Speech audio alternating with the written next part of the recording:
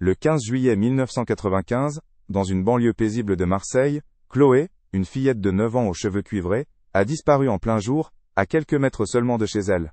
Pendant 26 longues années, son affaire est devenue l'un des mystères les plus douloureux de la région, un dossier froid classé sans la moindre piste tangible, sans témoin, sans demande de rançon. Une énigme parfaite qui a brisé une famille et hanté toute une communauté. Puis, en 2021, la mort d'une amie proche de la famille a mené à la découverte d'une vieille boîte à couture, et ce qu'elle contenait a tout changé, révélant une vérité bien plus sombre et tordue que quiconque aurait pu l'imaginer. Comment est-il possible que la clé d'un tel mystère soit restée cachée si longtemps, à la vue de tous, dans l'objet le plus anodin? Avant de vous raconter comment une simple boîte à couture, retrouvée dans un appartement après un décès, a pu faire éclater une conspiration familiale, et révéler ce qui est vraiment arrivé à la petite Chloé, prenez un instant pour nous dire depuis quelle ville vous nous regardez. Et surtout, abonnez-vous à notre chaîne pour ne rien manquer, car la chaîne d'événements que cette découverte a déclenché dépasse l'entendement, et vous voudrez connaître chaque détail de cette histoire jusqu'à sa conclusion choquante. Croyez-nous, la vérité se cachait parfois là où l'on s'y attend le moins, dans les mains de ceux qui prétendaient offrir du réconfort. La suite de ce récit est une leçon sur la trahison et la justice tardive. L'été 1995 à Marseille était étouffant, mais dans ce quartier populaire, la vie suivait son cours avec une douceur presque sacrée. C'était un de ces endroits où les voisins s'appelaient par leur prénom, où les portes restaient ouvertes, et où les rires des enfants résonnaient dans les rues, jusqu'au crépuscule. Chloé, avec ses cheveux de feu et son énergie débordante, était le soleil de ce petit univers. On la surnommait « la petite flamme ». Sa vie était simple, rythmée par l'école, les jeux à l'élastique sur la place du marché, et les moments passés dans le petit atelier de menuiserie de son père, Luc. Elle était la fille de tout le monde, une présence familière et rassurante. Personne n'aurait pu imaginer que cette normalité idyllique était sur le point de voler en éclats de la manière la plus brutale qui soit. Ce jour-là, Chloé était partie acheter une baguette à la boulangerie du coin, un trajet qu'elle avait fait des centaines de fois seule. Sa mère, Sophie, l'avait regardée partir depuis la fenêtre de la cuisine, un dernier sourire échangé, un de ces moments ordinaires, que l'on ne sait pas encore être le dernier. Mais les minutes se sont transformées en 1 heure, puis 2. L'inquiétude a d'abord été une petite boule au ventre, puis une panique grandissante qui a saisi Sophie. Luc est rentré du travail pour trouver sa femme arpentant le salon, le visage blême. Les premiers appels aux voisins, les premières recherches dans les rues adjacentes n'ont rien donné. Le soleil commençait à se coucher, et avec lui, l'insouciance de tout un quartier s'éteignait pour toujours. Chloé s'était volatilisée. L'arrivée de la police a transformé la rue animée en une scène de crime silencieuse et tendue. L'inspecteur Lefebvre, un homme d'expérience, a immédiatement senti que cette affaire ne serait pas comme les autres. Il n'y avait rien. Pas un cri entendu, pas une voiture suspecte remarquée, pas un seul témoin capable de dire autre chose que oui, je l'ai vu marcher vers la boulangerie. C'était comme si un trou s'était ouvert dans le tissu de la réalité pour l'avaler. Les recherches sont intensifiées, mobilisant des dizaines de volontaires du quartier qui ont ratissé chaque parc, chaque cave, chaque terrain vague. Mais chaque porte ouverte, chaque recoin exploré ne faisait que renforcer un sentiment d'impuissance terrifiant. Le dossier de Chloé commençait par une page blanche, un vide absolu qui allait devenir la torture de sa famille. Les premières semaines ont été un supplice d'espoir et de désespoir. Chaque sonnerie de téléphone faisait sursauter Sophie, chaque voiture de police qui passait ravivait une flamme aussitôt éteinte. Luc, lui, s'est enfermé dans une quête obsessionnelle, placardant des affiches avec le visage souriant de sa fille partout dans la ville, une rage impuissante le dévorant de l'intérieur. La solidarité du quartier, si forte au début, a lentement laissé place au chuchotement, au regard suspicieux. Des rumeurs infondées ont commencé à circuler, visant des étrangers, puis des proches, et même, à voix basse, le père lui-même. L'enquête patinait, faute d'éléments. Après quelques mois, l'affaire Chloé est devenue un cold case, un dossier de plus prenant la poussière, laissant derrière lui une famille détruite et une question sans réponse. Les années ont commencé à s'écouler, chacune ajoutant une nouvelle couche de poussière et de silence sur le dossier de Chloé. L'inspecteur Lefebvre, hanté par ce visage sur les affiches, a passé des nuits blanches à relire les mêmes rapports, cherchant une faille, un détail oublié. Mais il n'y avait rien. La perfection de ce crime était une insulte à son métier, une énigme insoluble qui le rongeait personnellement. Les médias, après avoir exploité la tragédie pendant des mois, se sont lassés, et sont passés à d'autres histoires, d'autres drames. Le nom de Chloé n'était plus qu'une statistique dans les archives des affaires non résolues. Pour la police, le dossier était officiellement gelé. Pour Sophie et Luc, le gel était celui de leur propre vie, figé pour toujours en cet après-midi de juillet 1995. La maison familiale est devenue un sanctuaire silencieux, un mausolée à la mémoire d'une enfant vivante. Sophie a cessé de vivre pour ne faire que survivre, se déplaçant comme une ombre dans les pièces remplies de souvenirs. La chambre de Chloé est restée intacte, la porte toujours entr'ouverte, comme si elle allait revenir d'un instant à l'autre. Chaque matin, Sophie ouvrait les volets de cette chambre, et chaque soir elle les refermait, un rituel insensé qui était devenu sa seule raison de se lever. Elle se repassait en boucle la dernière scène, le sourire de sa fille, sa propre main lui faisant signe. Aurait-elle dû la retenir? Aurait-elle dû l'accompagner? La culpabilité était un poison lent, la rongeant de l'intérieur, la coupant du monde et même de son propre mari.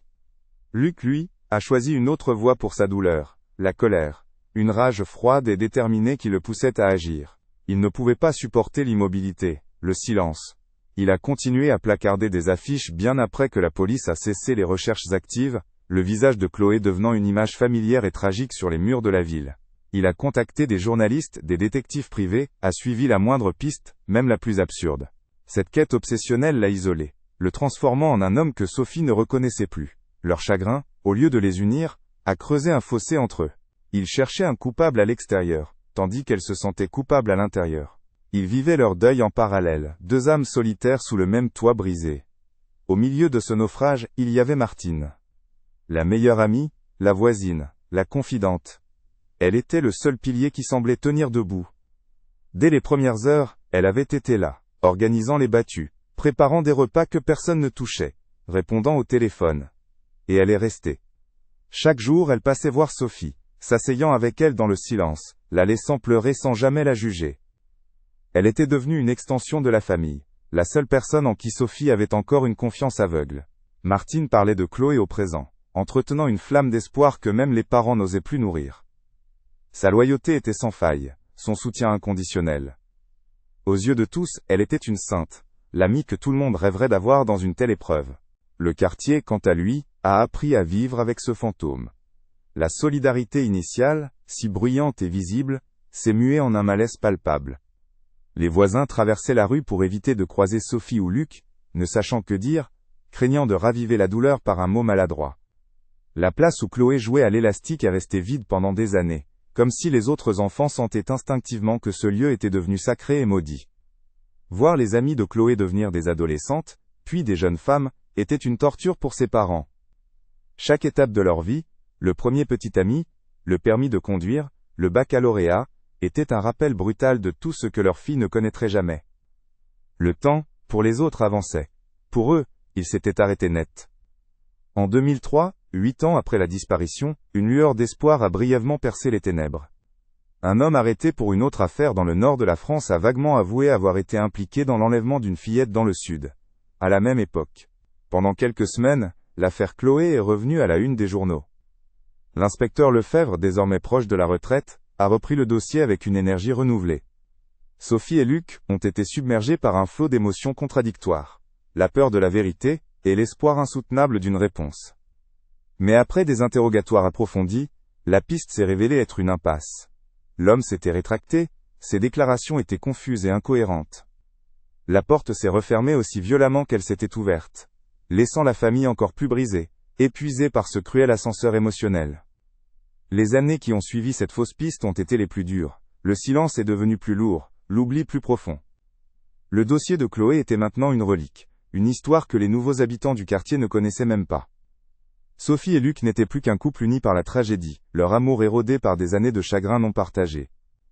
Ils ne parlaient presque plus de leur fille, son nom était devenu trop douloureux à prononcer. La vie avait continué autour d'eux, mais eux étaient restés piégés en 1995. La routine de leur douleur était devenue leur nouvelle normalité. Ils ne le savaient pas encore, mais à quelques rues de là, dans l'appartement de la femme qui leur apportait le café chaque matin, la vérité dormait, enfermée dans une simple boîte à couture. 26 ans s'étaient écoulés, 26 années de silence, de deuil gelé, et de questions sans réponse. Puis, en mars 2021, un événement sans lien apparent avec l'affaire, est venu tout bouleverser. Martine, l'amie dévouée, la voisine infaillible, est décédée des suites d'un cancer foudroyant.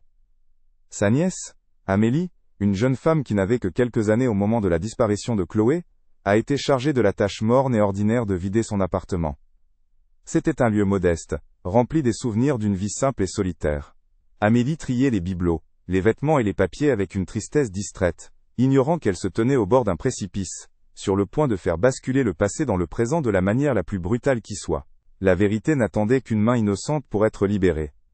Au fond d'un placard, derrière une pile de vieux draps qui sentaient la naphtaline, se trouvait une vieille boîte à couture en bois. Un objet banal, usé par le temps, que n'importe qui aurait pu jeter sans y prêter attention. Poussée par une curiosité machinale, Amélie l'a ouverte. L'intérieur était tout aussi ordinaire. Des bobines de fil, de toutes les couleurs. Des aiguilles. Un dé à coudre en argent. Des épingles rouillées. Elle allait la refermer quand quelque chose a attiré son regard. Glissée sous une pelote de laine, une petite enveloppe en papier. Jaunie par les années, presque friable au toucher. Elle ne portait aucune inscription. C'était un secret silencieux, niché au cœur de l'objet le plus anodin qui soit, attendant son heure depuis plus d'un quart de siècle.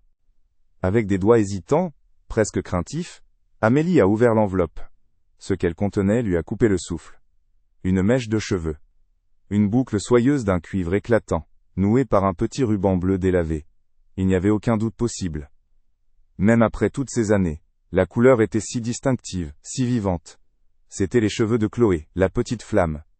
Un frisson glacial a parcouru Amélie. Pourquoi sa tante, la meilleure amie de la mère de Chloé, la femme qui avait pleuré à ses côtés pendant des semaines, aurait-elle gardé ça? Ce n'était pas un souvenir innocent, c'était un trophée. Une relique morbide. La pièce d'un puzzle monstrueux dont elle venait de trouver le premier fragment, et la vision d'ensemble qui commençait à se dessiner dans son esprit était terrifiante. Soudain, les 26 années de dévotion de Martine prenaient une toute autre signification. Chaque visite, chaque tasse de café partagée avec Sophie, chaque mot de réconfort murmuré, tout était maintenant teinté d'une suspicion horrible. Martine n'était pas seulement une amie en deuil, elle était la gardienne d'un secret. Cette mèche de cheveux n'était pas un simple souvenir, c'était un lien physique avec la fillette disparue, un lien qu'elle avait caché à la personne qui en aurait eu le plus besoin, la propre mère de Chloé. La loyauté sans faille de Martine n'était peut-être qu'une façade, un rôle méticuleusement joué pour rester au plus près de la tragédie, pour en contrôler le récit, et peut-être, pour s'assurer que la vérité ne voit jamais le jour. La sainte était devenue la suspecte. Le cœur battant, Amélie a su qu'elle ne pouvait pas garder ce secret pour elle.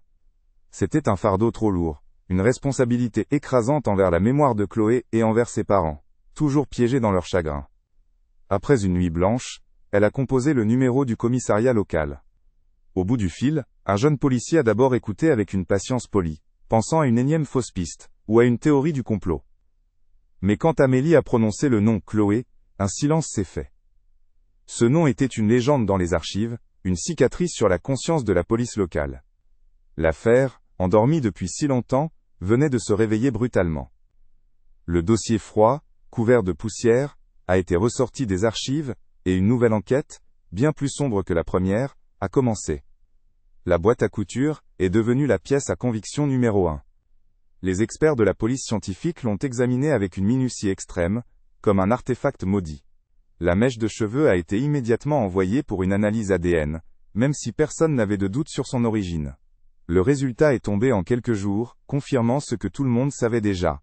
Il s'agissait bien de Chloé. L'enquête a pivoté à 180 degrés. Pendant 26 ans, on avait cherché un kidnappeur, un prédateur anonyme qui aurait surgi de nulle part. Désormais, l'enquête se concentrait sur l'appartement de Martine, sur sa vie, sur ses secrets. Les enquêteurs ne cherchaient plus un monstre dans les rues, mais une trahison au cœur même du cercle le plus intime de la victime. La tâche la plus difficile revenait au nouvel inspecteur chargé de l'affaire, annoncer la nouvelle à Sophie et Luc. Voir une voiture de police se garer devant chez eux après tant d'années, a ravivé une douleur qu'ils pensaient avoir apprivoisée. La révélation a été un choc d'une violence inouïe. Luc est resté silencieux, le visage fermé, comme si son esprit refusait de traiter l'information. Pour Sophie, ce fut une déflagration. Martine? Son amie? Sa sœur de cœur? Celle qui avait essuyé ses larmes? C'était impossible. Impensable. Le sentiment de trahison était une vague qui submergeait tout, encore plus puissante que le chagrin de la perte initiale. La femme qui l'avait aidé à survivre, était peut-être celle qui avait orchestré son cauchemar. La vérité ne leur apportait pas la paix, mais une nouvelle forme de torture, plus intime et plus cruelle encore. La réouverture officielle de l'affaire Chloé a fait l'effet d'une bombe médiatique, mais les enquêteurs, une nouvelle génération qui n'avait connu cette histoire que comme une légende locale, ont immédiatement imposé un huis clos. L'appartement de Martine a été scellé, et passé au peigne fin, non plus par une nièce endeuillée, mais par des experts en criminologie. Chaque objet, chaque papier, chaque recoin a été analysé avec une nouvelle perspective. Ils ne cherchaient plus un prédateur anonyme, mais les traces d'une trahison méticuleusement dissimulée. La boîte à couture, posée sous scellé sur une table en métal, était le point de départ, mais ils savaient que la vérité complète devait se cacher ailleurs, dans les détails d'une vie que tout le monde croyait connaître. La quête ne faisait que commencer, et chaque découverte allait les enfoncer plus profondément dans l'obscurité de l'âme humaine. La première fissure dans la façade de Martine est apparue dans des boîtes à chaussures remplies de vieilles photographies. Au premier abord, des souvenirs heureux, des anniversaires, des pique-niques, des vacances.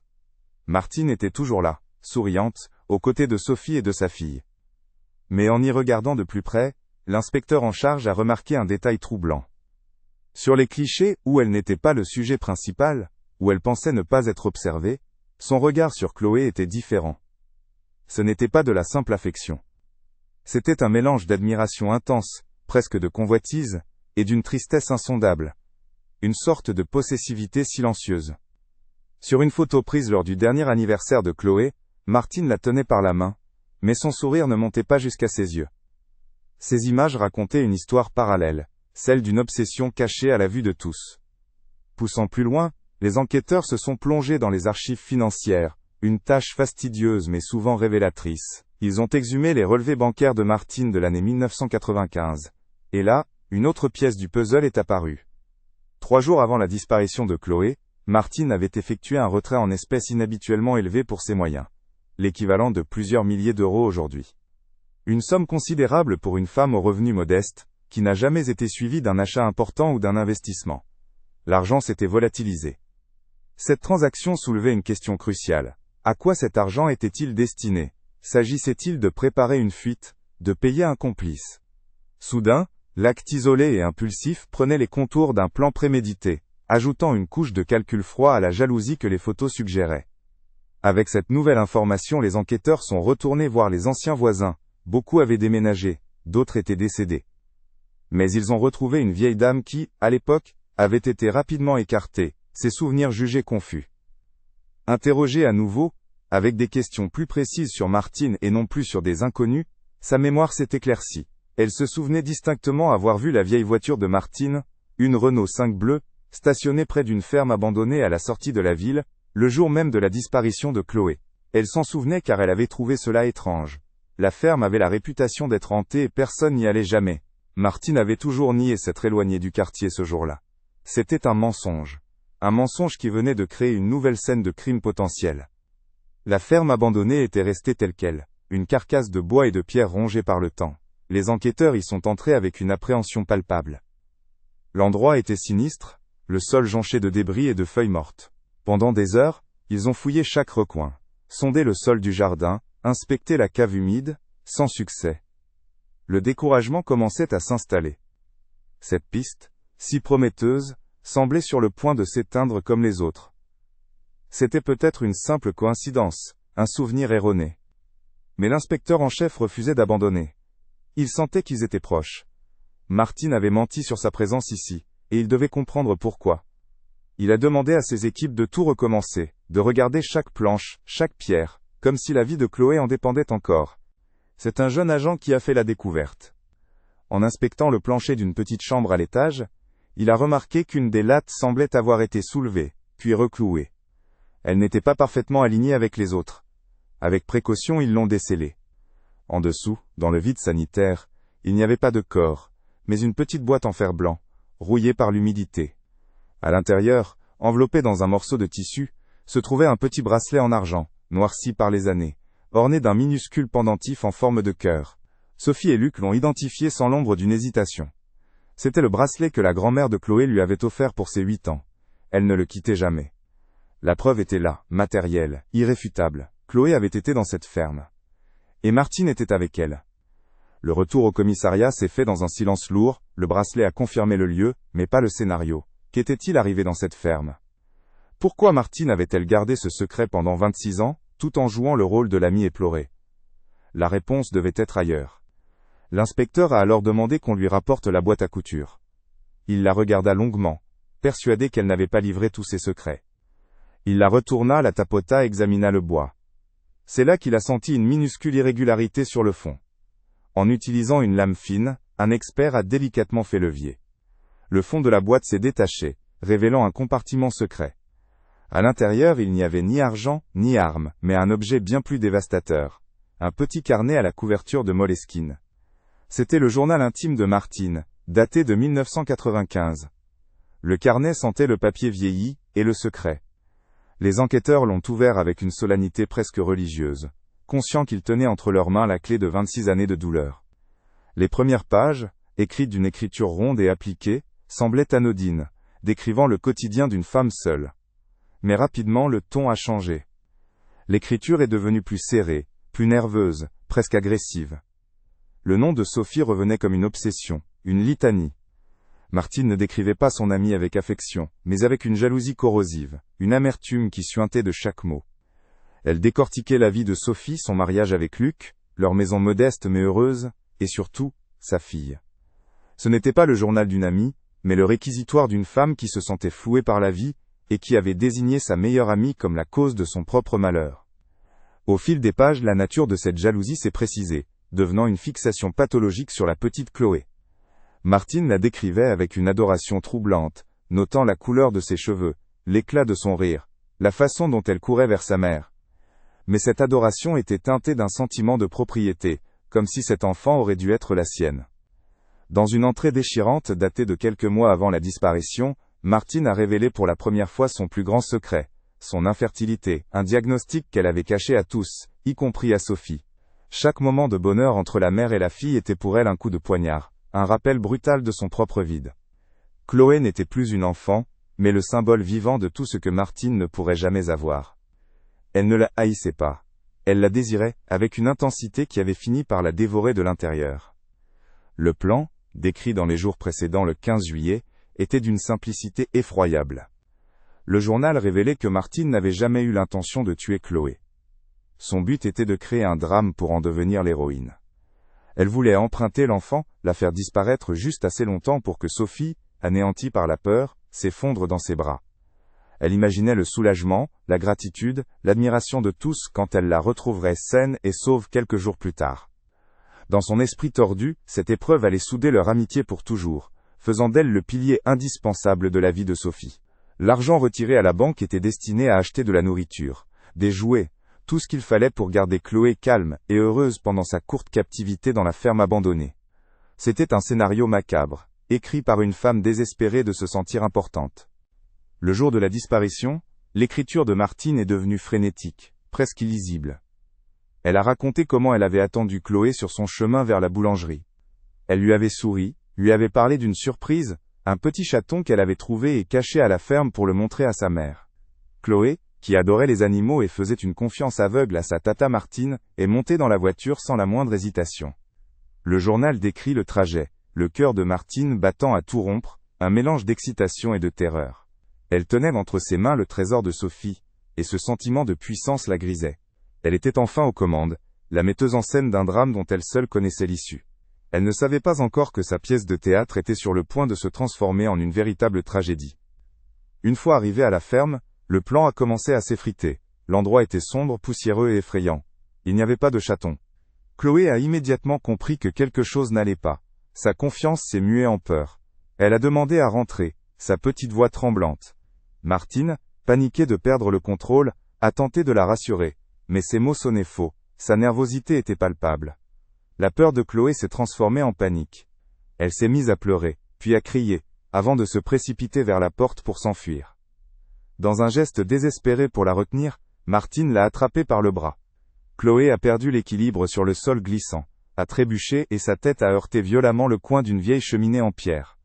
Le journal se termine par une phrase griffonnée, maculée par ce qui semblait être une larme. Elle ne respire plus, mon Dieu. Qu'est-ce que j'ai fait? La suite est décrite dans un état de choc et de déni. Martine raconte les heures qui ont suivi, passées à côté du corps sans vie de la petite fille, le silence de la ferme n'étant rompu que par ses propres sanglots. La réalisatrice du drame était devenue la seule actrice d'une scène d'horreur bien réelle. La peur de la prison, de la honte, a été plus forte que tout. Au lieu d'appeler les secours, elle a fait un choix qui allait sceller son destin et celui de la famille de Chloé pour toujours. À la nuit tombée, avec une petite pelle qu'elle gardait dans le coffre de sa voiture, elle a creusé une tombe de fortune dans le jardin envahi par les mauvaises herbes. Elle y a déposé le corps de Chloé, enterrant avec elle son crime et toute possibilité de rédemption. Puis, elle est rentrée chez elle, a pris une douche, et est allée frapper à la porte de Sophie pour jouer le premier acte de sa longue performance de meilleure amie éplorée. Les dernières pages du carnet étaient les plus glaçantes. Elles constituaient la chronique d'une double vie. Martine y décrivait sa participation aux recherches, le réconfort qu'elle apportait à une Sophie dévastée, les larmes qu'elle versait, tout en sachant la vérité. Elle écrivait sur la peur constante d'être découverte, mais aussi sur un sentiment pervers de puissance, celui de détenir le plus grand secret du quartier. La mèche de cheveux et le bracelet n'étaient pas de simples souvenirs, mais des reliques de son crime, des objets qui lui permettaient de revivre secrètement ce moment où elle avait eu pour un bref instant, un contrôle absolu sur la vie et la mort.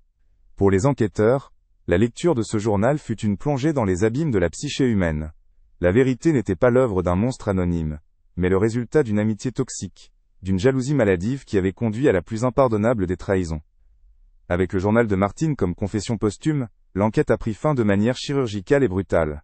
Les enquêteurs, armés des coordonnées précises notées dans le carnet, sont retournés une dernière fois à la ferme abandonnée. Cette fois ils ne cherchaient pas au hasard, ils creusaient à un endroit précis, au pied d'un vieux chêne que Martine avait décrit comme « le gardien de son secret ». À moins d'1 mètre de profondeur, ils ont trouvé ce qui restait de la petite Chloé.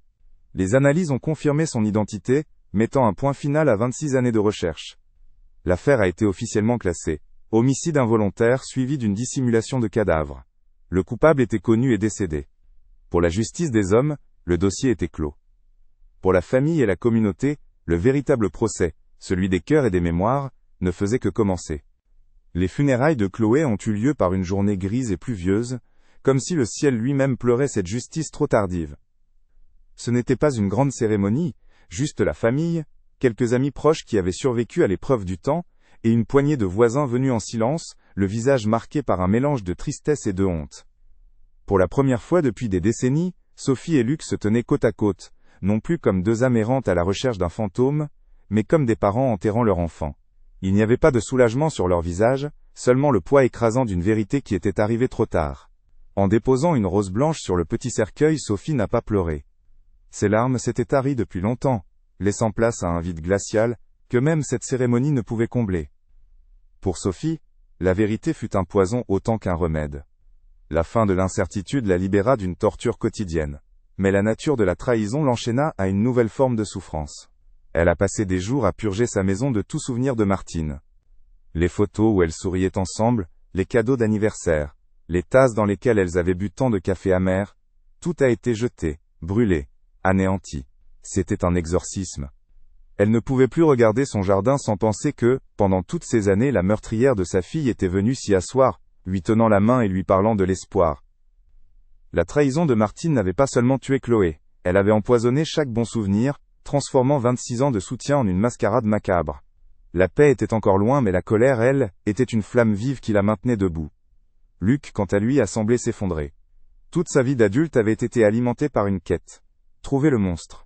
Le prédateur anonyme qui avait volé sa fille. Sa rage était le moteur qui l'empêchait de sombrer. Mais le monstre n'était pas un étranger. C'était Martine, la voisine fragile et attentionnée. Sa colère n'avait plus de cible. Elle s'est retournée contre lui-même, contre sa propre cécité. Il s'est enfermé dans son atelier de menuiserie, non plus pour fabriquer des objets, mais pour s'asseoir dans le silence, entouré des odeurs de bois qui lui rappelaient les week-ends passés avec Chloé. C'est dans ce vide que, pour la première fois, il a vraiment vu la douleur de Sophie, non plus comme un reproche, mais comme un miroir de la sienne. Un soir, sans un mot, il lui a pris la main. Le fossé entre eux n'était pas comblé, mais un pont fragile venait d'être jeté. Le quartier ne s'est jamais vraiment remis du choc. L'histoire de Chloé et Martine est devenue une légende noire, un avertissement murmuré aux nouveaux arrivants sur les dangers qui se cachent derrière les sourires les plus familiers. La confiance, qui était le ciment de cette petite communauté, s'est fissurée pour de bon. Les voisins se regardaient différemment, se demandant quels secrets pouvaient bien se cacher derrière les portes closes. Pour honorer la mémoire de la petite fille, la municipalité a installé une petite plaque sur la place où elle jouait. On peut y lire « À la mémoire de Chloé, notre petite flamme, dont la lumière ne s'éteindra jamais ». Les enfants jouent à nouveau sur la place, mais leurs parents les surveillent d'un œil plus attentif, hantés par le souvenir d'une fillette aux cheveux de feu qui était partie acheter du pain et n'était jamais revenue. La vérité n'a pas ramené la joie, mais elle a mis fin au supplice du silence. La maison de Sophie et Luc est restée habitée, mais elle n'est plus un mausolée. La chambre de Chloé a finalement été vidée, ses affaires données à des œuvres de charité. C'était un acte d'une douleur infinie, mais aussi un pas nécessaire vers une forme de vie. L'histoire de Chloé est devenue un témoignage brutal que le pire des monstres est souvent celui qui porte le masque de l'amour, et que la jalousie, lorsqu'elle fermente dans l'ombre, peut pourrir une âme jusqu'à la détruire. La justice a été rendue, non par un tribunal, mais par le temps lui-même, qui a finalement forcé le secret à sortir de sa cachette, prouvant que, même après des décennies, aucune vérité ne peut rester enterrée pour toujours. Si vous pensez qu'aucune victime ne doit être oubliée, et que la quête de la vérité est essentielle, s'il vous plaît, partagez cette vidéo. N'oubliez pas de vous abonner pour d'autres enquêtes approfondies sur des affaires qui méritent d'être racontées. Merci de nous avoir écoutés. L'héritage de cette affaire n'est pas une histoire de rédemption, mais une leçon brutale sur la nature de la vérité. Pour Sophie et Luc, la révélation n'a pas effacé la douleur, mais elle a transformé sa nature. Le supplice de l'inconnu, ce vide qui dévorait leurs jours et hantait leurs nuits, a été remplacé par le poids d'une réalité monstrueuse, mais tangible. Ils ne sont plus des chercheurs d'ombre, mais des parents en deuil. Lentement, presque imperceptiblement, ils ont recommencé à se parler, non pas de l'avenir, mais du passé, des souvenirs heureux d'avant le drame, tentant de récupérer ce que la trahison de Martine avait tenté de leur voler. Leur chemin vers la paix est long et incertain, mais pour la première fois en 26 ans, il existe une destination, aussi lointaine soit-elle. Le silence dans leur maison n'est plus celui de l'absence, mais celui du recueillement. Dans le quartier, la mémoire de Chloé est devenue une cicatrice collective, un rappel permanent que le mal peut porter le visage le plus familier. La petite plaque sur la place est plus qu'un simple mémorial. C'est un point de repère autour duquel les conversations s'éteignent, et les regards se font plus graves. L'histoire est transmise à voix basse, comme une légende noire destinée à mettre en garde contre une confiance aveugle. L'insouciance d'autrefois a été remplacée par une méfiance discrète, un réflexe de prudence qui a changé la dynamique de toute la communauté. Les portes ne sont plus laissées ouvertes, et les rires des enfants sont surveillés de plus près. La petite flamme de Chloé ne s'est pas éteinte. Elle est devenue un phare qui éclaire les zones d'ombre que chaque communauté préférerait ignorer, forçant chacun à se souvenir que la sécurité n'est jamais un acquis. Cette histoire nous enseigne que les tragédies les plus profondes ne naissent pas toujours de la haine, mais parfois d'un amour tordu, d'un vide que l'on cherche désespérément à combler. Martine n'était pas un monstre froid et calculateur aux yeux du monde, mais une femme brisée par ses propres démons, dont la jalousie a agi comme un poison lent, contaminant tout ce qu'elle touchait. Sa double vie est une illustration terrifiante de la capacité humaine à compartimenter, à jouer un rôle avec une conviction si parfaite qu'elle en devient la réalité.